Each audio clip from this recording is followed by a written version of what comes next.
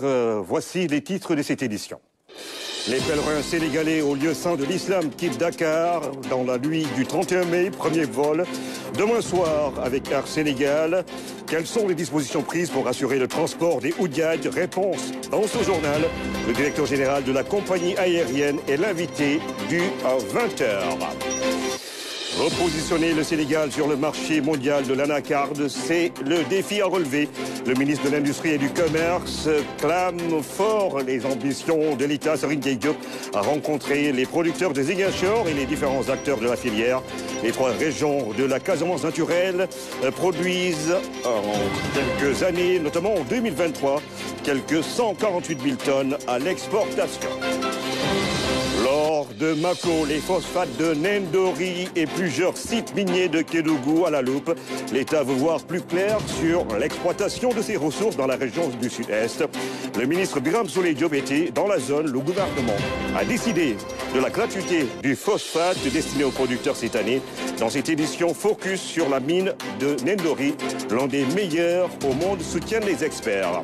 Et puis, un coucher de soleil sur des tableaux, des toiles et des sculptures de plusieurs artistes en face de l'océan Atlantique, une exposition universelle comme pour se consoler après le report de la Biennale, des œuvres attrayantes à découvrir dans la rubrique Culture du mercredi.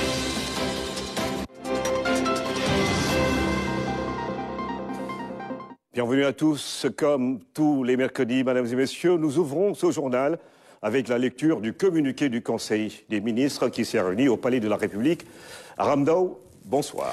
Bonsoir Ibrahima, bonsoir. Le chef de l'État, son Excellence, M. Bassirou Diomaye Diakhar Faye, a présidé ce mercredi 29 mai 2024 la réunion hebdomadaire du Conseil des ministres au Palais de la République. À l'entame de sa communication, le chef de l'État est revenu sur le lancement des assises de la justice et sur la journée du dialogue national qu'il a présidé. Le chef de l'État a invité le gouvernement à considérer le dialogue comme méthode de travail préventive et efficace pour asseoir la paix, la stabilité sociale et l'appropriation par les populations des politiques publiques, gage de la relance économique.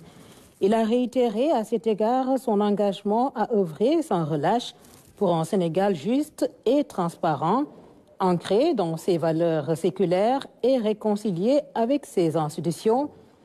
Le président de la République a ainsi indiqué qu'il attache particulièrement du prix au respect de la souveraineté du peuple sénégalais qui passe par la promotion d'une justice de référence exemplaire et irréprochable, exclusivement rendue au nom du peuple.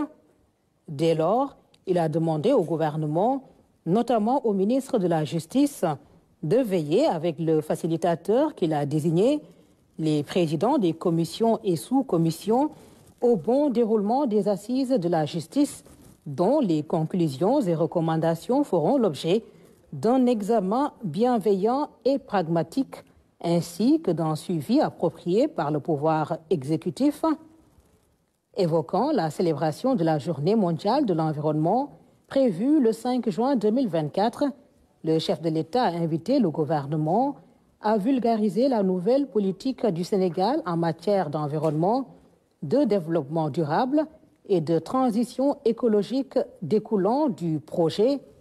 Le président de la République a demandé au ministre de l'Environnement et de la transition écologique de veiller, en relation avec les forces de défense et de sécurité et les services compétents de l'État, à la préservation et à la gestion optimale des ressources naturelles forestières et de la biodiversité. Sur cette lancée, le chef de l'État a invité le ministre en charge de l'Environnement à accorder une attention particulière à la gestion du parc national du Niokolo-Koba. La même priorité, a-t-il fait savoir, doit être accordée à la modernisation de l'organisation et du fonctionnement de la direction des eaux et forêts, chasse et conservation des sols et de la direction des parcs nationaux. Le président de la République a demandé en outre au ministre en charge de l'environnement de travailler avec les ministres en charge de l'urbanisme, des collectivités territoriales et de l'assainissement à l'amélioration de l'aménagement paysager des communes et axes routiers, du système de gestion des déchets solides urbains, ainsi que des réseaux d'assainissement. Il a invité, dans ce sens, le gouvernement à lancer une campagne d'information et de sensibilisation des populations sur l'éducation environnementale et la préservation de leur cadre de vie. À ce sujet, le chef de l'État a engagé le Premier ministre à initier un programme national de promotion de la citoyenneté avec des composantes opérationnelles et institutionnelles rationalisées, soutenues par la mobilisation effective de ressources budgétaires conséquentes. Dans le même élan, il a indiqué la nécessité pour chaque ministère d'initier, sous la supervision du Premier ministre, des actions majeures pour asseoir la mobilisation citoyenne des populations, notamment des jeunes.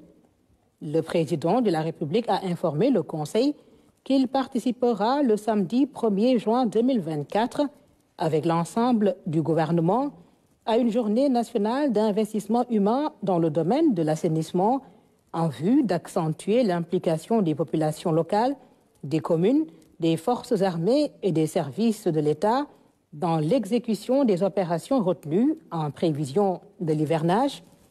Enfin, le chef de l'État a prôné l'organisation régulière d'une journée nationale mensuelle de mobilisation de toutes les forces vives de la nation, axée sur un thème spécifique et pilotée par le ministère compétent. Dans sa communication au Conseil, le Premier ministre a fait part de la délicate problématique du trafic de bois et de la déforestation dans les régions sud et de l'est du pays. Il a relevé que les mesures mises en œuvre par le gouvernement n'ont pas permis à ce jour de mettre fin à ce fléau, malgré les risques d'une catastrophe environnementale et écologique. Face à cette situation, le Premier ministre a informé le Conseil de l'organisation prochaine d'une rencontre interministérielle sur ce dossier. Dans cette perspective, il a souligné l'urgence de procéder à l'audit des ressources financières importantes mises en place par l'État pour la montée en puissance de la direction des eaux et forêts, chasse et conservation des sols, en particulier celles destinées à la fourniture d'équipements de sécurité, de véhicules d'intervention et de matériel technique. Il a également relevé l'importance attachée au suivi de l'activité minière dans les zones concernées. Le Premier ministre a par ailleurs rappelé au ministre l'impérieuse nécessité de veiller au strict respect des dispositions encadrant la circulation des correspondances administratives. Il a en outre demandé au ministre chargé de la fonction publique, en relation avec le ministre secrétaire général du gouvernement, de mettre en place dans les plus brefs délais une équipe pluridisciplinaire chargée d'une part de procéder à l'évaluation du programme d'appui à la modernisation de l'administration PAMA, arrivé à terme, et d'autre part de proposer un nouveau programme articulé autour du projet et conforme aux enjeux de l'heure. Le Premier ministre a aussi rappelé les diligences à mettre en œuvre dans le cadre de l'exécution des plans d'action d'urgence des départements ministériels. Il a clos sa communication en réitérant l'importance à attacher par les ministres chargés des Affaires étrangères et des Transports aériens au suivi étroit de la mise en œuvre des décisions prises lors de la réunion interministérielle consacrée au prochain pèlerinage à la Mecque, en particulier concernant le transport aérien depuis Dakar. Et puis, les communications des ministres. Le ministre de l'Intégration africaine et des Affaires étrangères a fait le point sur la situation internationale. Le ministre de l'Hydraulique et de l'Assainissement a rendu compte de l'état de la préparation de la Journée nationale de nettoiement et les actions de prévention des inondations. À présent, les mesures individuelles. Le président de la République a pris les décisions suivantes. Le contrôleur général, Mame Seydou Ndour, précédemment directeur de la police de l'air et des frontières est nommé. directeur général de la police nationale en remplacement de l'inspecteur général de police Seydou Bokar Yag, appelé à d'autres fonctions, Monsieur Aliou Sis, inspecteur de l'administration pénitentiaire précédemment, directeur général adjoint de l'administration pénitentiaire est nommé directeur général de l'administration pénitentiaire en remplacement du colonel Abdoulaye Diagne, appelé à d'autres fonctions, Monsieur Khalifa Ababakar Sarr, ingénieur en géomatique et spécialiste en gestion des déchets solides et assimilés, est nommé directeur général de la Société nationale de gestion des déchets Sonaged en remplacement de M. Abouba, appelé à d'autres fonctions. Merci Aramdao. C'était la lecture du communiqué du Conseil des ministres qui s'est réuni ce mercredi au Palais de la République. Premier vol pour les pèlerins sénégalais au lieu saint de l'islam. Ce sera justement ce 31 mai dans la nuit. Demain soir donc, ces pèlerins seront encadrés et accompagnés, entre autres rituels, recommandations et autres attitudes à avoir. Une formation sur les différents aspects du pèlerinage. L'initiative est du groupement Kosapo Moubarak qui, à travers cet accompagnement, veut au succès total pour chacun des Oudiaïd Kaltomgaya. C'est le dernier acte avant le départ, la distribution des kits de voyage. Les pèlerins sont accompagnés durant le processus, avant, pendant et après le Hajj, une formation pour les mettre déjà dans l'exaltation de la Mecque. On a terminé aujourd'hui avec des recommandations, surtout leur expliquer leur comportement à Arafat, leur comportement à la Mecque et les derniers jours du pèlerinage qui consiste de retourner à Mouna et faire lancer les pierres comme les Djamarat. On les a tout expliqué. En plus, on les a expliqué comment ils doivent se préparer pour aller à l'aéroport, l'heure qu'ils doivent venir. On les a convoqués à 23h ici à la mosquée. Et tout ce qui, leur préparation, le nombre de bagages qu'ils doivent amener et leur comportement aussi, et à ne pas venir très tard. Aujourd'hui, c'était le jour où on devait leur rendre les documents. Je veux dire leur sac de voyage, et leur carnet de vaccination et tout ce qui englobe les préparatifs de voyage. Une formation, un accompagnement et des recommandations. Ces pèlerins sont assez outillés pour ce rituel qui est le 5e pilier de l'islam. La Mecque, c'est quelque chose d'important. C'est quelque chose qu'on doit faire avec deux choses. As-sabr wa sakina, qui veut dire la sérénité et la patience. Donc nous demandons à tous les pèlerins d'être patients et d'être sereins et d'écouter les recommandations des guides.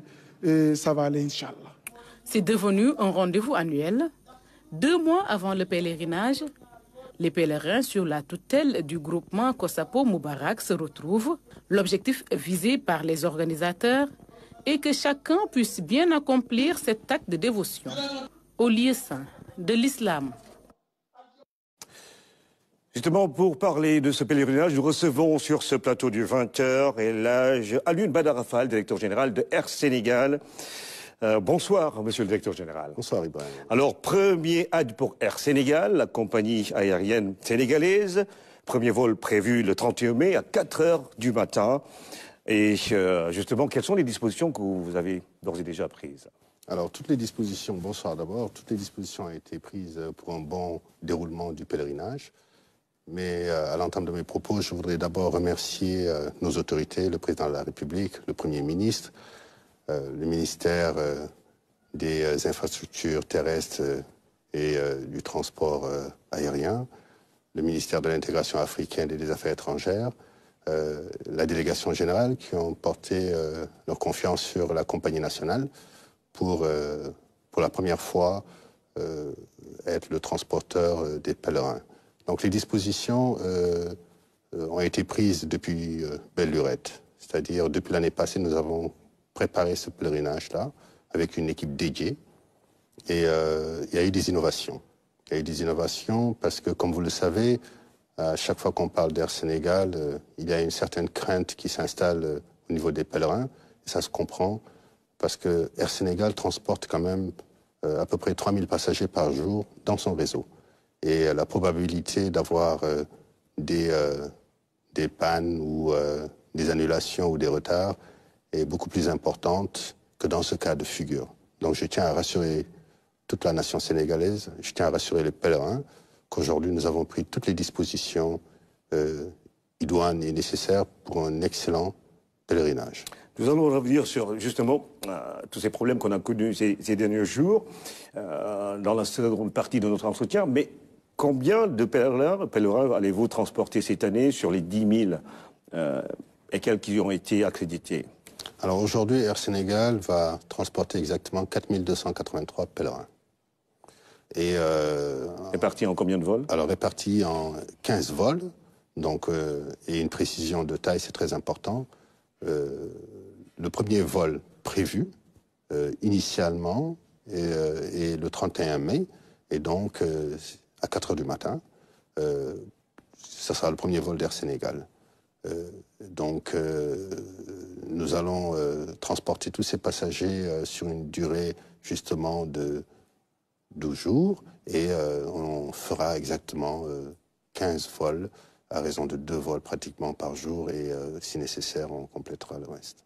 Avoir cet appareil sur le plateau du 20h, on est tenté de vous demander qu'est-ce que vous avez justement entre les mains aujourd'hui. Alors, cet avion est un Airbus A330-900, qui est un Airbus de dernière génération, qui a moins de 6 ans, alors configuré en 3 classes. Nous avons 32 sièges business, parce que quand même, il y a aussi des passagers qui ont opté pour certaines classes. Nous avons 21 sièges premium et nous avons 237 sièges économiques. Mais l'innovation, c'est que le besoin, normalement, est cadré sur 2 avions pour faire le transport de ces 4 283 passagers. Mais pour assurer une bonne continuité, justement, de ce transfert de pèlerins au lieu saint de la Mecque, j'ai pris un 3e appareil d'une capacité de 295 sièges pour justement parer à toute éventualité d'indisponibilité, qui peut être par des éléments exogènes, que ce soit la météo, que ce soit une panne technique, afin de pouvoir assurer justement le programme dans sa spécificité. Donc le besoin est de 585 passagers par jour, et nous avons une capacité de plus de 760 sièges par jour. Donc c'est pour assurer les pèlerins qu'aucun pèlerin ne sera laissé en rade. Quand vous parlez de 15 vols, ce sera au quotidien ou bien... Non, c'est-à-dire tous les jours, nous aurons exactement 2 vols. 2 vols. Et justement, je parle de ce 3e appareil, qui est un appareil backup, qui est un Airbus A330. Nous avons 2 Airbus A330, nous avons un Airbus 340, pour assurer justement la totalité du transfert de ces passagers-là. Alors vous avez aujourd'hui tous les équipements nécessaires, le personnel et la flotte pour assurer le service pour la Mecque 2024. Voilà. Alors donc j'en profite aussi pour rassurer les pèlerins et remercier surtout les collaborateurs, d'abord d'Air Sénégal, qui sont d'arrache-pied depuis plus de 6 mois pour la réussite de ce pèlerinage, mais nous avons des partenaires. Nous avons d'abord l'ANACIM, qui est chargé justement de la réglementation de tous ces appareils, des pilotes, des stewards, des hôtesses, de la navigation, etc., qui travaillent avec nous. Nous avons l'AIBD, nous avons l'AS et 2AS et la technique qui s'occupe justement de cette assistance. Mais l'innovation aujourd'hui, le gouvernement a mis à la disposition justement d'Air Sénégal et de l'aéroport un matériel de dernière génération en grosse quantité afin de pouvoir justement assurer l'assistance qu'il faut aux pèlerins et aux avions pour pouvoir justement respecter les normes d'opération et dans le timing qu'il faut. On en a parlé dans la presse récemment du rôle que l'armée devrait jouer justement dans vos opérations. Est-ce qu'elle est impliquée dans ce pèlerinage-là? Non, l'armée n'est pas impliquée dans ces opérations.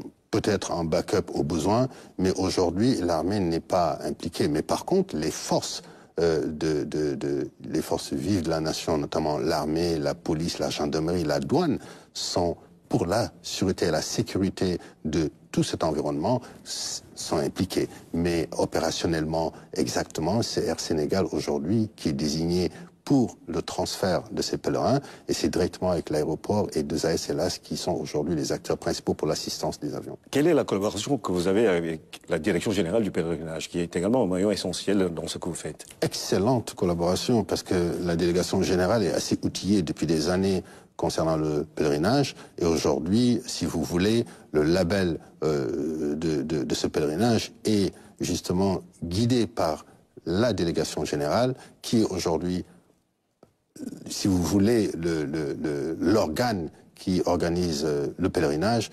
2024. Et donc, inévitablement, nous travaillons tous les jours avec la délégation générale.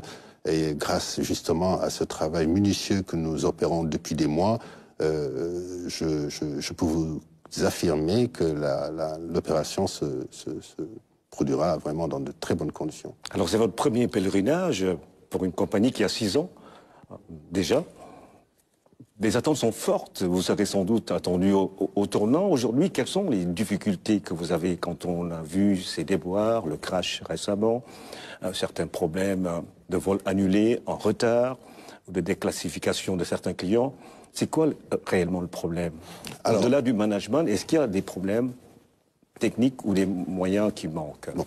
Vous savez, les passagers d'Air Sénégal sont quand même assez exigeants avec la compagnie. Et on a souvent tendance à comparer Air Sénégal à d'autres compagnies qui ont beaucoup plus de moyens, qui ont beaucoup plus d'années d'existence. Cette compagnie existe depuis 6 ans, dotée d'une flotte d'une dernière génération. Et c'est simple. Je vous donne un exemple. Vous avez un avion qui va à Libreville et qui a une panne. N'importe quelle panne, comme tout appareil. Aujourd'hui, le temps de dépanner cet avion, que nos partenaires qui se trouvent en Europe, aux États-Unis, un peu partout, pour avoir une pièce, parce que, comme vous savez, un avion aujourd'hui, vous ne pouvez pas avoir des moteurs dans vos hangars, vous ne pouvez pas avoir des trains d'atterrissage dans vos hangars. Si jamais vous avez une panne qui se trouve dans ce secteur, vous êtes tenu d'aller vers vos partenaires. Alors, l'acheminement de ces pièces, par exemple jusqu'à Libreville, ne peut pas se faire en moins de 24 heures. Alors la différence entre nous et d'autres compagnies qui ont beaucoup plus d'avions, c'est là où se trouve le problème. Vous avez un certain nombre de temps avant de pouvoir dépanner l'avion et du coup ça impacte justement les passagers. Alors nous avons 2 alternatives, c'est ou bien faire la reprotection dans l'immédiat des passagers par d'autres compagnies, et si dans ce cas spécifique, il n'y a pas de desserte sur cette ligne dans les heures qui suivent, nous passons à l'hébergement. Donc c'est ça qui pose en fait un certain problème, mais ça n'a absolument rien à voir avec le pèlerinage, parce que le pèlerinage aujourd'hui se fait dans un laps de temps, dans un cours assez limité. Pour une seule destination. Justement. Et donc, nous ne pouvons pas comparer les choses. Justement, voilà pourquoi à l'entame de mes propos, je voulais rassurer les pèlerins que ça n'a absolument rien à voir avec ce qu'on a vu ces derniers temps, qui était un problème opérationnel et qui est devenu vraiment un souvenir depuis un certain temps. Tout est rentré à l'ordre. Nous n'avons pas vraiment de sérieux problèmes par rapport à cela. On a souvent constaté que vous, par moment, selon certaines sources, vous louez d'autres avions qui viennent d'autres compagnies. Est-ce à dire que vous avez quelque part des problèmes d'équipement? Il n'y a aucune compagnie au monde qui ne loue pas d'autres compagnies. Ça n'existe pas. Si vous allez aujourd'hui dans une compagnie sœur comme Royal Maroc, pour le pèlerinage, à louer une dizaine d'avions. Si aujourd'hui, nous-mêmes, nous sommes sollicités par d'autres compagnies qui nous demandent est-ce qu'on peut leur louer des avions ou on peut leur affréter quelques vols, de façon à ce que eux ils règlent leurs problèmes de maintenance ou opérationnels. Donc ça existe. C'est des pratiques qui existent partout dans le monde. Ça, il faut que ce soit très clair. Donc, vous avez parlé tout à l'heure de l'incident. C'est pas un crash, je tiens à vous rectifier respectueusement. C'est juste un incident, c'est ce qui arrive partout. C'est juste une sortie de piste, ça peut exister dans toutes les compagnies du monde. Moi-même, je suis pilote sur cet avion, donc je sais un peu de quoi je parle. C'est un affrètement. Vous avez une indisponibilité d'avion, vous contactez une compagnie, vous auditez la compagnie respecte les normes définies par l'aviation civile du pays. Il n'y a aucune raison de ne pas affréter cet avion. Donc ça n'a absolument rien à voir avec la qualité des avions que nous avons ou la qualité de d'autres compagnies d'avions. C'est pour ça que je posais la question tout à l'heure sur les moyens dont vous disposez, autant techniques, mais également sur le plan de la communication. Certains ne comprennent pas quand il y a problème, pourquoi vous ne montez pas au créneau pour expliquer davantage ce que vous venez de dire, jusqu'à ce qu'on confonde crash et incident. Voilà, alors, je pense que c'est pas à mon niveau d'expliquer un peu ce qui s'est passé. Je pense qu'il y a une enquête qui est en cours. Il faut laisser l'enquête... Je parle de la communication globale. Oui, je parle pour ce cas spécifique. Oui. Nous n'avons pas à communiquer, bien vrai que Air Sénégal a été souvent pointé du doigt parce que Air Sénégal avait ses passagers. Mais je dis aujourd'hui, l'enquête suit son cours. Et à l'issue de l'enquête, comme vous voyez, je n'ai jamais voulu communiquer. C'est pour la première fois que j'en parle.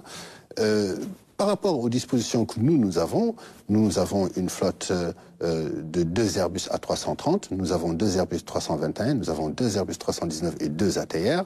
Alors maintenant, il y a des éléments exogènes qui viennent se greffer aux opérations et à la maintenance, notamment des avions. Vous savez que les avions, périodiquement, vont en visite de maintenance. Et pendant cette période, si vous avez une seule panne ou une seule indisponibilité d'avion, ça se répercute sur le réseau. Maintenant, la communication, il est très difficile de satisfaire le passager. Vous savez, vous avez une panne qui arrive tout de suite. Il y a un timing. Il faut que la maintenance aille immédiatement à l'avion pour diagnostiquer la panne. Pendant ce temps, le passager, il attend. Alors, on leur dit, nous vous revenons dans 1 heure.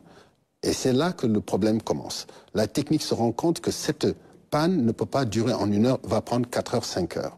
Et c'est quand vous revenez vers les passagers pour leur dire que le vol est annulé, et c'est là que ça va dans tous les sens. Donc on va vers la reprotection des passagers, on va dans l'hébergement des passagers. Bon, je pense que dans un avenir très proche, il y a un plan de relance que les nouvelles autorités ont mis en place, et je suis sûr et certain que dans un avenir très proche, nous serons dans des conditions optimales pour pouvoir justement faire face à ce type de problème de communication avec les passagers. Ça, je peux vous en rassurer. Et là, Jean-Luc Padarafal, merci. Il ne nous reste qu'à souhaiter bon pèlerinage au Diag avec Air Sénégal. Merci beaucoup. Et en tout cas, pour terminer cette entrevue, je tiens à préciser une chose. Air Sénégal remplit toutes les conditions optimales pour un bon déroulement du pèlerinage. Nous demandons seulement aux pèlerins d'être à l'heure, justement, à la convocation, de prendre en compte ces embouteillages que nous avons pour sortir de Dakar. Donc, vraiment, on a pris justement le soin de les convoquer à temps. Et mon objectif, c'est de ne pas partir à l'heure, c'est de partir 1 heure avant l'heure. Merci. Monsieur le directeur général de Air Sénégal, premier vol donc pour les pèlerins au lieu saint de l'islam. Ce sera demain soir. Vous avez sans doute suivi hier le dialogue national ouvert qui est une étape importante vers les assises de la justice. Celles-ci seront convoquées après réception du rapport par le chef de l'État. Précision de Maître Abdoulaye Tine, avocat, membre du comité scientifique. Il est l'invité du magazine Le Point ce soir. Là, on est à la phase vraiment de réflexion stratégique, technique. Maintenant, pour répondre à votre question et faire la démarcation, on a fixé une date, c'est-à-dire le rapport général de tous ces travaux doit être finalisé avant le 17 juin. Et après le 17 juin, il est prévu que le rapporteur, le facilitateur, les présidents de commission et de sous-commission et leurs rapporteurs respectifs soient reçus par le président de la République pour une remise officielle des résultats qui sont attendus. Alors, sur la base de cela maintenant, il y aura aussi, parmi ce qu'on va préconiser, une feuille de route pour être dans une approche pragmatique comme l'a souhaité le président de la République. Il a invité au pragmatisme dans l'action. Et à partir de là, une fois que le président aura tout ça en main, il va convoquer les assises de la justice. Donc les assises de la justice après la remise du rapport qu'il a annoncé lors de son discours à la nation. Et ça fera appel aux forces vives maintenant. Alors là, ce sera un format beaucoup plus large, parce que là, c'est vraiment un cadran, un cadrage plutôt, qui consistait à s'appuyer sur l'existant, à l'identifier, donc à quantifier, parce qu'on a des règles qui sont bonnes et qui ne sont pas appliquées, à déterminer les imperfections, à les identifier, les pointer du doigt et peut-être préconiser des améliorations. Donc dans cette perspective, on ne pouvait pas être dans la délibération. Par contre, la justice n'est pas une question que de techniciens du droit. C'est pour ça qu'il y a la distinction entre le dialogue, mais qui est très technique sur une thématique de réforme, qui vont suivre après. et les affaires qui vont être beaucoup plus ouvertes, populaires à la limite, pour que les justiciables, que les Sénégalais puissent en tout cas co-construire collectivement quelle justice ils veulent. D'accord. Merci beaucoup. Point à suivre sur le dialogue national et les réformes, notamment la modernisation de la justice avec Maître Abdoulaye Tine, membre du comité scientifique, à suivre après cette édition. Nous parlons du retour de parquet, une pratique de plus en plus fréquente au Sénégal. De quoi s'agit-il? Est-ce une disposition de la loi? Éclairage dans ce reportage de Louise Bizza. L'actualité judiciaire fait souvent les choux gras de la presse. Le retour de parquet est devenu pour le citoyen lambda une pratique de justice très courante au Sénégal. C'est une notion qui est inconnue des facultés de droit.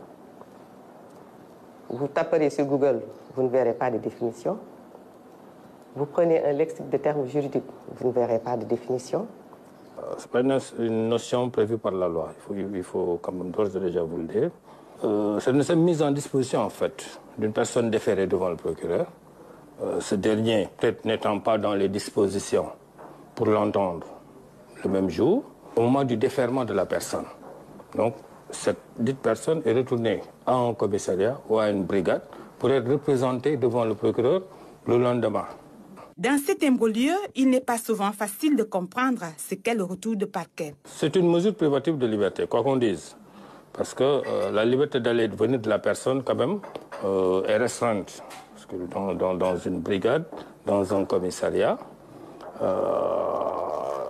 pratiquement, soit le procureur n'est pas dans les dispositions pour entendre, soit il saisit un juge d'instruction.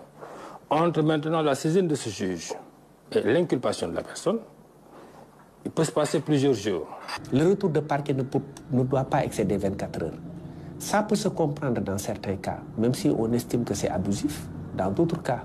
Et c'est vrai, parce qu'on ne peut pas subir un retour de parquet de 8 jours, 10 jours.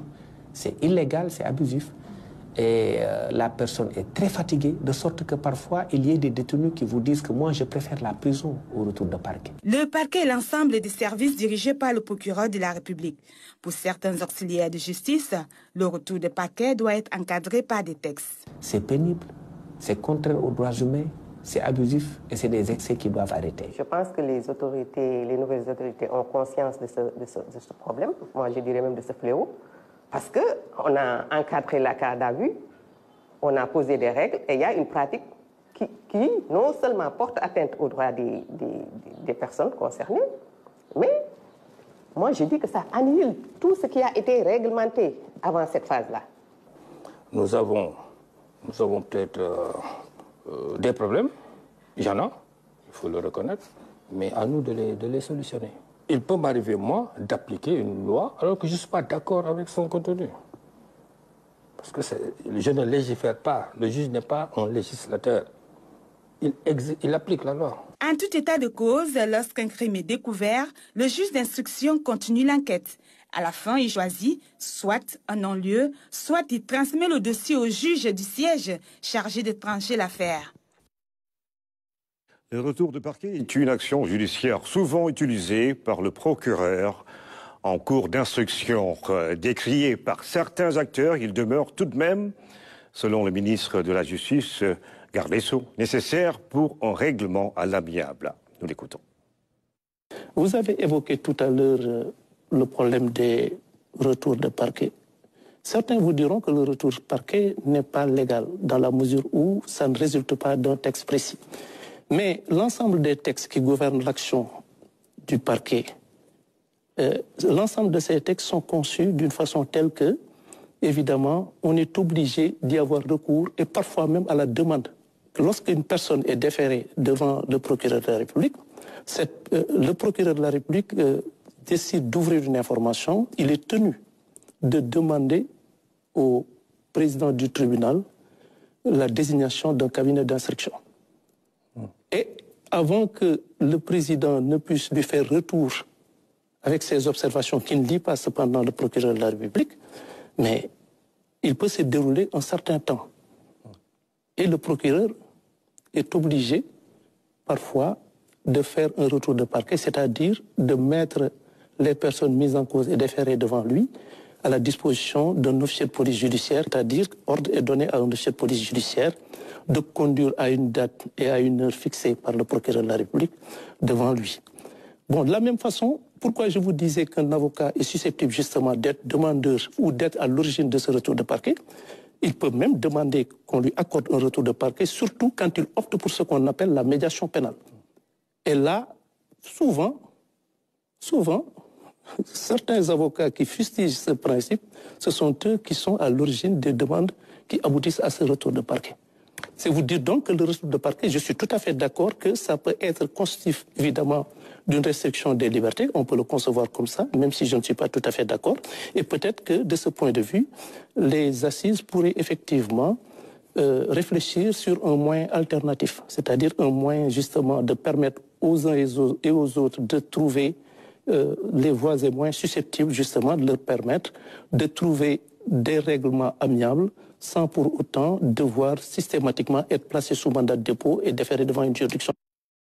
Le garde des Sceaux, ministre de la Justice, Ousmane Diagne, c'était lors de son passage dans le 20h, lundi dernier, à la veille de l'ouverture du dialogue national. Régler les différends entre les opérateurs économiques et les acteurs financiers autrement et sans passer par les juridictions. C'est la mission assignée au projet d'appui au renforcement des structures d'arbitrage spécialisées dans la conduite des affaires. À Saint-Louis, l'on veut surtout encourager les acteurs à passer par la médiation et la conciliation pour gérer les litiges et par ricochet désengorger les tribunaux. Abdouad. Après Ziguinchor, c'est au tour de Saint-Louis d'accueillir la campagne de sensibilisation sur les modes alternatifs de règlement des litiges. Des acteurs du service financier et des opérateurs économiques des régions de Saint-Louis, Louga et Matam ont assisté à cette réunion publique d'information. Elle encourage le public à l'utilisation des alternatives à la voie judiciaire pour gérer certains conflits. Ça veut dire que les opérateurs économiques ont le choix entre porter leurs différends commerciaux donc devant les juridictions étatiques et sur ce plan, la création même du tribunal de commerce de Dakar constitue une avancée majeure pour la justice commerciale. Ou alors recourir à l'arbitrage, à la médiation et à la conciliation. Pour promouvoir l'arbitrage, la médiation ou la conciliation, des structures spécialisées sont mises en place, comme les maisons de justice, le tribunal de commerce de Dakar ou encore l'Observatoire de la qualité des services financiers, créé en 2009. Elles fournissent une aide juridique aux différentes parties afin de parvenir à un accord. Au Sénégal, les usagers ont encore du mal à se familiariser avec de tels dispositifs. Il faut aussi signaler le rôle important que jouent des institutions comme l'OQCF et les maisons de justice qui quand même constituent des sortes de filtres parce qu'à travers eux, un nombre important de contentieux sont réglés à leur niveau. Mais les autorités vont dire ça avec les mots justes, qu'aujourd'hui, il est même demandé, même dans les tribunaux, de passer d'abord à une médiation-conciliation avant d'aller vers vraiment le jugement. Bon, donc je pense qu'il y a beaucoup de choses qui se font, mais ça demande à intensifier les caravanes de sensibilisation, ça demande à intensifier la communication. Les modes de règlement alternatifs offrent plusieurs avantages, notamment une économie de temps considérable par rapport à la procédure judiciaire. En termes de temps, la conciliation au niveau du tribunal de commerce au grand maximum peut prendre 1 mois et vous aurez une décision qui sera homologuée par la Chambre et qui aura toute la force exécutoire qui s'y est. Si les partis optent pour les modes alternatifs, mais ça permet aussi aux partis de conserver leurs relations. Donc, parce qu'au tribunal, s'il y a une décision, ça peut même créer une séparation des partis, alors que si les partis ont trouvé eux-mêmes leur propre solution à leurs difficultés ou à leurs contentieux, avec l'intermédiaire d'un tiers médiateur ou conciliateur, les partis peuvent même continuer à entretenir leurs relations. Face à la saturation et à la lenteur des tribunaux, ces alternatives à la justice proposent des solutions flexibles et mieux adaptées pour résoudre les conflits.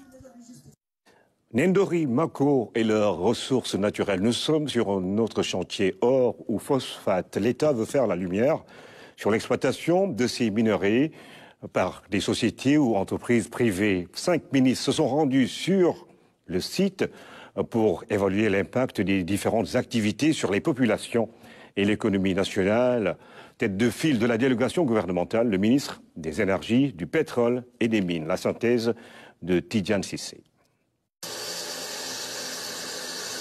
Aéroport régional de Kédougou, les ministres des Mines, des Forces armées, de l'Environnement, de l'Éducation et du Travail viennent de fouler le sol de Kédougou. Ils sont accueillis par les autorités locales et administratives avant de prendre la direction de Moussala, localité située à la frontière malienne où il y a plusieurs sites d'orpaillage aux alentours du fleuve Falémé. Dégradation de la végétation, de l'environnement, de l'écosystème, disparition du tapis herbacé. Ici, la délégation ministérielle a constaté de visu les conséquences négatives de l'exploitation de l'or sur la Falémé, mais également sur les populations locales. Après Sansamba, les ministres ont pris la direction de Mako où est implantée la société minière PMC, Petrol Mining Company. Sur place, entretien avec les autorités, rencontre avec les employés, visite des installations de la mine. Jusqu'à tard dans la nuit, la délégation ministérielle a cherché à comprendre comment et dans quelles conditions est produit l'or dans ces installations.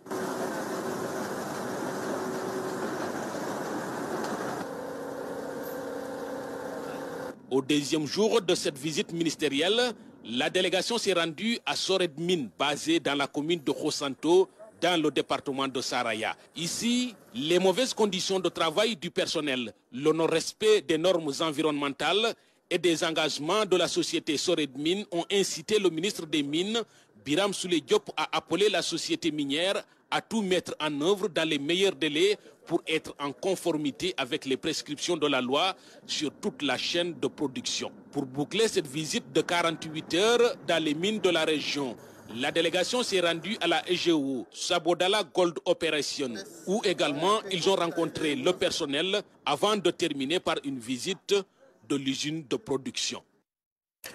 Ce sont, indiquent les experts, l'un des meilleurs phosphates du monde. Nous sommes à Ndori, justement, où se trouvent ces richesses naturelles dans la région de Matam. Rien qu'en 2022, ce sont plus de 550 000 tonnes de ce minerai qui ont été exploités selon le rapport de l'ITIE sans que les producteurs ne voient sa couleur. Comment rétablir tout cela et mieux le valoriser? Ibrahima Pabidjedjou s'est intéressé au sujet. Du phosphate de qualité, dit les phosphates de Ndori font partie des meilleurs phosphates, je pense, au monde. Loin d'être de simples affirmations, les phosphates de Ndori sont parmi les meilleurs au monde en termes de qualité, selon les experts. Dr Thiam est le responsable régional de l'Institut national de pédologie INP. Des années durant, lui et son équipe ont travaillé sur ce minerai. Les analyses faites émerveillent. Donc nous avons une teneur en phosphore qui tourne autour de 30%. Mais c'est un phosphore également qui a une bonne solubilité. Donc au niveau des sols, une solubilité formique qui est assez élevée. Donc qui tourne autour de 70 à 72%. Mais également c'est un phosphate qui a une teneur élevée en calcium. Mais également cette qualité se témoigne également par la très faible teneur en métaux lourds.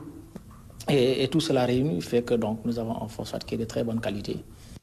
Sur le terrain, les tests réalisés ont aussi confirmé ces thèses. Vers les années 2018, il y avait une distribution nationale qui a été réalisée donc sur tout le territoire national. Et les expériences donc, du terrain ont montré vraiment que l'application de ce phosphate au niveau des champs a non seulement à relever la qualité des sols, mais également a permis un peu de relever de façon significative les rendements au niveau de certaines cultures. Il peut booster un peu les rendements de 10 à 15%. Donc, nos activités de formation, de sensibilisation des paysans nous ont permis un peu de constater avec des témoignages donc des producteurs de l'importance un peu de la qualité de ce phosphate-là. effectivement. Ce producteur avait suivi les premiers essais. Il déplore le fait que cette ressource naturelle soit exportée sans que la région n'en bénéficie. On donnait ça à les paysans non granulés en poudre. Et finalement, on a commencé à donner en granulé. Et après, il y a eu rupture. On n'en donnait plus. On veut qu'on nous en donne encore pour qu'on restaure les sols. Je pense qu'avec ce phosphate, on peut bel et bien développer un peu du point de vue fertilisant. Donc je pense que les sols ont besoin de ce phosphate. Les chiffres font froid dans le dos. Selon le dernier rapport de l'ITIE, environ 550 000 tonnes de phosphate ont été produites par la SOMIVA rien qu'en 2022. J'avais proposé que si on prenait ne serait-ce que 1% de cette quantité-là, ça pourrait aider quand même la région. Parce qu'il faut aussi rappeler que la dose à l'hectare, c'est 400 kg à l'hectare tous les 4 ans. Voilà, donc avec une quantité de 5000 tonnes, bon, ça pourrait aider la région peut-être à atteindre dans une année les 13 000 hectares. Hein. Interpellé sur la question et sur la nécessité d'un plan de transformation locale du produit, le directeur général de la SOMIVA n'a pas écarté l'éventualité. Tout le monde est d'accord aujourd'hui qu'il faut en examiner les conditions d'amélioration dans le sens d'avoir une meilleure transformation locale du produit. Et que les parties puissent s'asseoir ensemble pour examiner la faisabilité. Le phosphate qui est exploité ici, qui est transporté, donc c'est un phosphate qui va être transformé et retourné sous forme d'engrais et retourné également au niveau de notre pays. Donc je pense qu'il est extrêmement important de développer ici, au niveau donc de Matam, des structures qui vont permettre de transformer ce phosphate-là. Mais non seulement que ça va nous permettre d'avoir la disponibilité d'intrants extrêmement importante pour notre agriculture, mais également il y a des dérivés qui peuvent sortir tout simplement de ça, mais également c'est une niche un peu d'emploi pour les jeunes de la localité. En visite dans le site, le ministre des Mines de donner un premier avis sur la question. Moi, il pousse une préoccupation sur la transformation. La transformation de ce phosphate demeure une préoccupation partagée. D'ailleurs, on a appris que les tests du blé réalisés ici à Matam ont donné de bons résultats. Donc, si nous travaillons avec la SOMIVA dans le cadre de ce projet de transformation, on pourrait produire aussi de l'engrais au profit de la région. À Matam, les acteurs applaudissent la mesure de l'État sur la gratuité du phosphate. Pour autant, la région souhaite surtout voir la couleur de son phosphate, dont l'exploitation devrait durer encore une trentaine d'années, au moins. Bientôt la fin du calvaire pour les producteurs rizicoles de Mbouldom dans la vallée du fleuve Sénégal. Le PUDC y construit une piste de production de 23 km. Les travaux sont en cours avec un rythme d'exécution satisfaisant. Une réalisation vivement saluée par des populations qui faisaient face à d'énormes difficultés de mobilité. Babouna Diaw. À perte de vue des périmètres parcourus dans tous les sens par des canaux d'irrigation dynamiques. Nous sommes dans les casiers rizicoles de Mbouldom, dans la vallée du fleuve Sénégal. Une zone où les pistes de production sont d'une importance stratégique, comme celle-ci, en cours de construction sur le tronçon Mbouldom-Khen, en passant par Fourarat, sur un linéaire de 23 km. Les engins sont à l'œuvre et le rythme d'exécution des travaux est satisfaisant.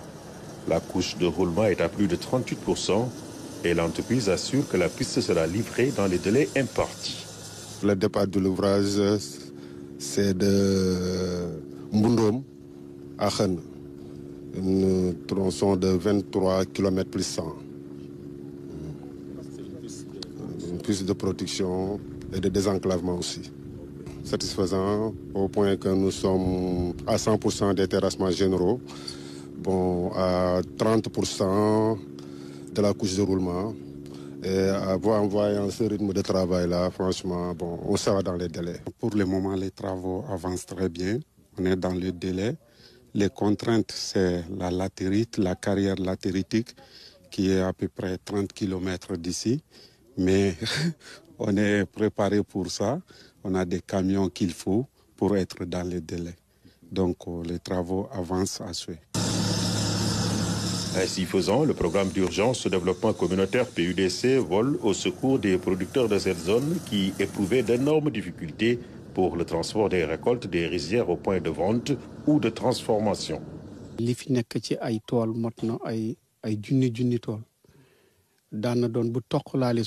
faut savoir que c'est une zone agricole où il y a beaucoup de périmètres et nous avions des difficultés par rapport aux pertes.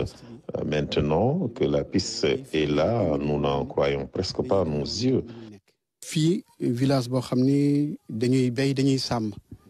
Et il faut savoir également que c'est une zone où il y a de l'élevage. Nous avions des problèmes pour évacuer le lait vers les marchés. Autre aspect, c'est la santé. On enregistrait des pertes en vie humaine à cause des évacuations difficiles. Cette piste est vraiment très, très utile. Madame, piste avantage zone dans 1 mois, 15 jours, le riz va arriver à maturation et nous allons commencer les récoltes. Et s'il n'y a pas de piste, c'est difficile de sortir les productions. Cette piste est donc la bienvenue pour les producteurs de la vallée du fleuve en attendant pleinement engagés dans la campagne de contre-saison chaude, mais aussi pleinement engagés dans un combat où il faudra faire beaucoup de bruit pour faire peur à des envahisseurs voraces, les oiseaux granivores. Et puis le Sénégal a produit plus de 165 000 tonnes d'anacarde à l'export en 2023 pour plus de 78 milliards en valeur commerciale. Aujourd'hui, le gouvernement veut davantage donner à la filière sa véritable place et le repositionner sur le marché mondial. À Ziguinchor, le ministre de l'Industrie et du Commerce l'a rappelé devant les producteurs de la région. Serine Gueye-Diop a décliné les ambitions de l'État, d'autant que la Casamance naturelle donne 95% de la production nationale, soit 148 000 tonnes à l'export, notamment l'année dernière. Michel Menti. Devant le ministre de l'Industrie et du Commerce, les acteurs de l'anacar ont étalé leurs préoccupations pour la bonne marche de la filière. Une filière dominée aujourd'hui par des activités d'exportation de noix brutes avec des recettes avoisinant la centaine de milliards de francs CFA chaque année. Elle porte des milliers d'emplois dans les différents maillons, mais les ambitions du gouvernement sont beaucoup plus grandes. À travers notre projet pour un Sénégal souverain, juste et prospère, et plus particulièrement dans le plan d'accélération industrielle du Sénégal, le PAIS, nous comptons dans les années à venir repositionner le Sénégal sur le marché mondial de l'anacarde, non plus en tant que pourvoyeur de noix brutes sans valeur ajoutée, mais plutôt de produits d'anacarde valorisés, de produits dérivés à haute valeur ajoutée. Les objectifs sont clairs, booster la production et la transformation pour plus de valeur ajoutée et d'emplois créés. Pour ce faire, l'État a mis en place de grands projets, l'Agropole Sud et le projet d'appui à la compétitivité de la filière de l'anacarde sénégalais, le PACAS. 2 instruments pour accompagner les acteurs. Le PACAS a mis à la disposition des acteurs de l'interprofession cajou du Sénégal, ICAS, divers outils et équipements de renforcement et de promotion de la valorisation de l'anacarde au titre de l'année 2023. Nous allons multiplier par 5 les appuis et les moyens de l'ICAS pour aller beaucoup plus loin dans la transformation, pour porter ce niveau de 3% à 10% d'abord et puis à 50% dans les 5 années à venir. Monsieur le ministre, dans cette optique, nous nous félicitons. Nous mesurons pleinement les enjeux et soyez rassurés, monsieur le ministre, que nous veillerons à faire bonne exploitation de vos programmes de développement au niveau local à travers nos institutions. Lors des échanges, le ministre a annoncé l'expérimentation de 3 nouvelles cultures, le café, la cola et le cacao dans la zone naturelle de la Casamance. Après le CRT, le docteur Serine Gueye-Diop a ensuite visité une unité de transformation à la zone industrielle de Ziguinchor, une unité d'une capacité de production de 2400 tonnes par an qui emploie 130 personnes en temps plein.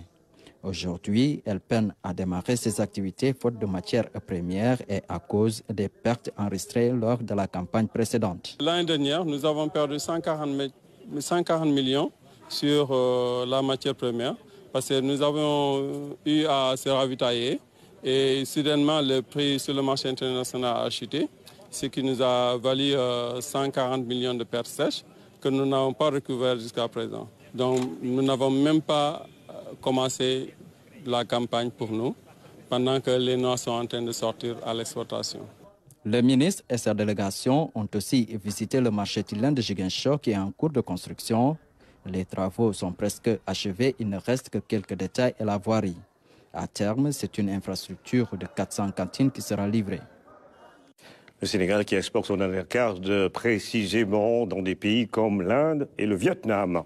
Et en marge de cette rencontre avec les acteurs de la filière anacarde, à Ziguinchor, le ministre du Commerce a visité le chantier de l'Agropole Sud. Devant les lenteurs notées dans l'évolution du chantier, Serigne Gueye Diop tape du poing sur la table et presse l'entreprise à achever les travaux. J'ai demandé au directeur que j'aimerais bien, à la fin du mois d'octobre, de revenir ici avec le président de la République et le Premier ministre pour inaugurer cette agropole. Parce que nous avons besoin, la Casamance ne peut plus attendre, nous avons besoin de créer de la valeur, nous avons besoin de créer des débouchés pour les agriculteurs, les producteurs de mangue, les producteurs également d'anacarde. Et je peux vous dire que cette agropole va maintenant aller très loin et très vite, on va l'inaugurer.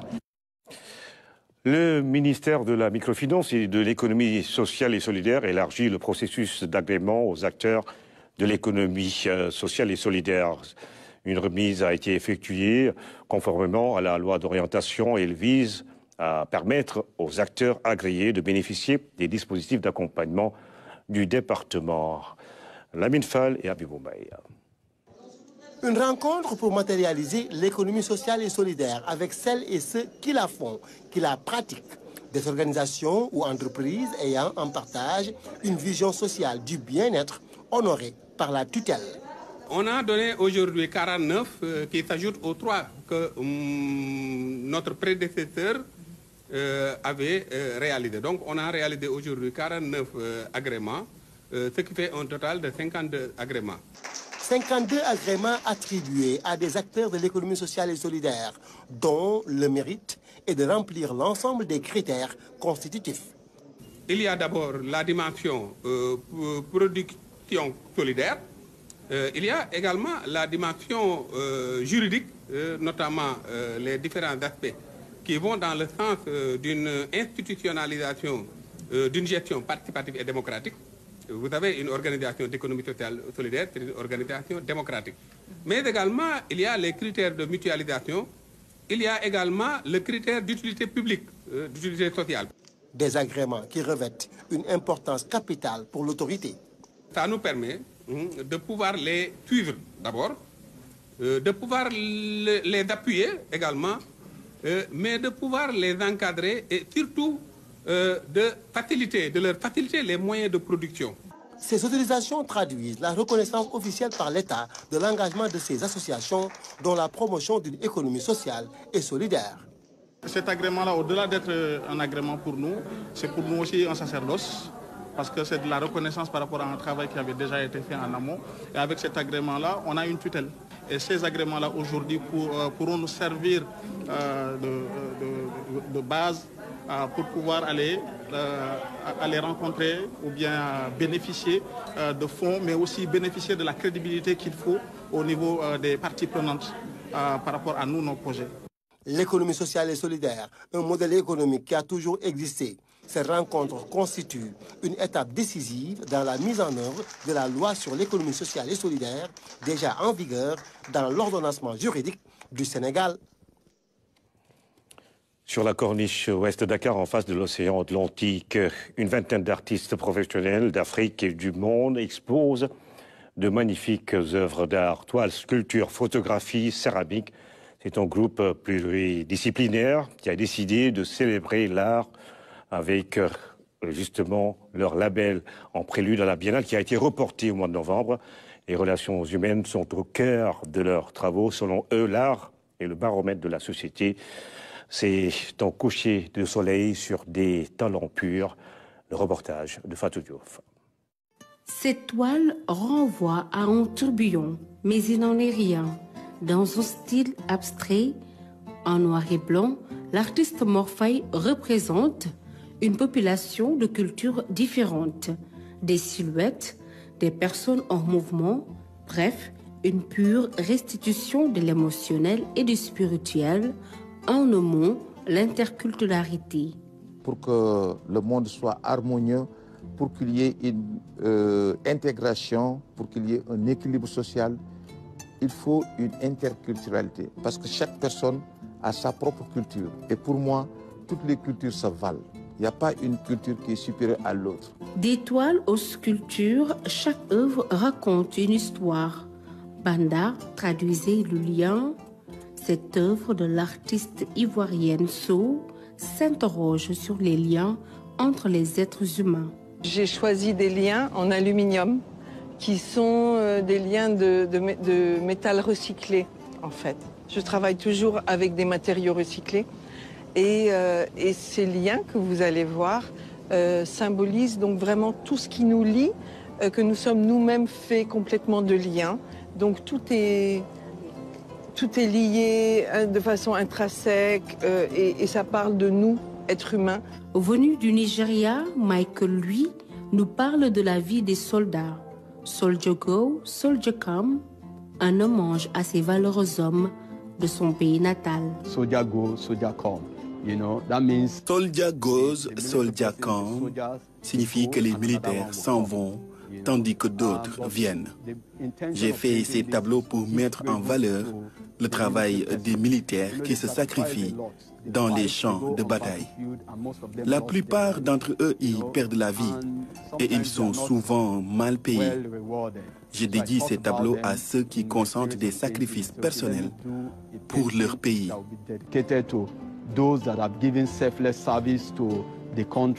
Massingo, Massaer Sek de son vrai nom, s'inspire des réseaux sociaux pour peindre. Son œuvre est dénommée clé buccale, une clé pour dire stop aux invectives sur la toile. Cette clé dit stop aux insanités et prône en même temps le rassemblement, crée en même temps la positivité.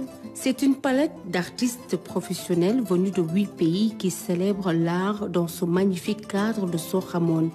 Même si le Dakar a été reporté, ils ont tenu à maintenir le programme. Cette exposition, elle était prévue pour la 15e édition de la Biennale. Mais puisqu'on était déjà prêt, il y avait les billets d'avion, on avait réservé les hôtels, même le catalogue était déjà prêt. Donc on a jugé utile de faire cette fête, de célébrer l'art, mais sans le label de la Biennale. La règle d'or en matière d'art est qu'il n'y a pas de règle.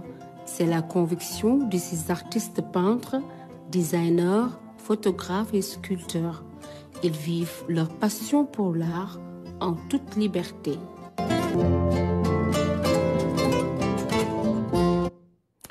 Les artistes qui viennent d'Europe, d'Amérique et d'Afrique pour une palette d'œuvres à voir en face de l'océan Atlantique avec ce beau coucher de soleil. Je rappelle, une partie de ces œuvres sera exposée à la Biennale prévue au mois de novembre prochain. C'est la fin de cette édition, mesdames et messieurs. Merci encore une fois de suivre l'actualité tous les jours sur la première chaîne de télévision sénégalaise. Mais nous allons nous quitter avec une dernière image. C'est la 4e édition, justement, de Basketball Africa League. Elle a été jouée avec Al-Ahli de Benghazi et le Petro Atletico de Luanda. Les Angolais se sont imposés face aux Sud-Africains de Cape Town Tigers sur le score de 96-86. Fatoumata Sabali. Victoire du Petro de Luanda devant le Cape Town Tigers, les Cape Town Tigers. Le Petro qui se retrouve donc en finale. C'est au bout d'un match à suspense que les Angolais du Petro Atletico de Luanda se sont imposés 96-86 face aux Sud-Africains de Cape Town Tigers. Et voilà. 77 à la fin du temps réglementaire. Dans le overtime de 5 minutes, les Angolais ont poursuivi leur domination jusqu'à la fin de la rencontre. Forcer les tirs. Et la contre-attaque. Pedro, plus de... Pourquoi forcer les tirs? Le seul carton qu'ils ont perdu est le tout premier et à 1 point près, 16-15. Les coéquipiers de Nicolas Faust, auteur de 23 points dans ce match, ont remporté la première mi-temps. Ça fait 3 sur 3 pour Nicolas Faust. Pour l'instant, ce sont les Angolais qui passent devant avec plus 6-43. Les Sud-Africains vont revenir, ils vont surprendre leurs adversaires sous la raquette, mais les joueurs de Cape Town perdent des ballons précieux et ratent des shoots faciles, ce qui profite aux Angolais. Alliant adresse et expérience, les Angolais réussissent à rester dans leur match. Ils terminent en trombe, 10 points d'avance qui les confortent pour leur place en finale. C'était un beau match. Une finale qui se jouera entre Angolais et Libyens de Benghazi. Ces derniers se sont imposés face aux River Hoopers du Nigeria 89-83. Pour cette 4e édition, la BL va connaître un nouveau champion après le Zamalek, l'US Monastir et le Al Ahly d'Égypte. Justement, le Petro Atlético de Luanda, bourreau de l'AS Douanes, qui va jouer la finale de la Basketball Africa League, 4e édition. C'est bien terminé cette fois-ci. Restez sur la RTS dans un instant, le journal en Wolof avec Philomène Constance.